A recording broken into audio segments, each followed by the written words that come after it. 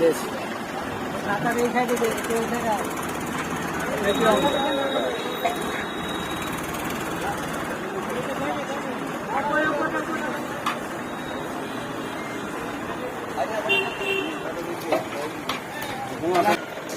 আসসালামু আলাইকুম ওয়া রাহমাতুল্লাহি ওয়া বারাকাতুহু। আলহামদুলিল্লাহ, আজকে মুহররম মাসের 10 তারিখ, সেই উপলক্ষে ইমাম হুসাইনের শানে আমাদের কিছু যুব সংগঠন আমরা শরবতের আয়োজন করেছি নিজের স্বার্থ অনুযায়ী।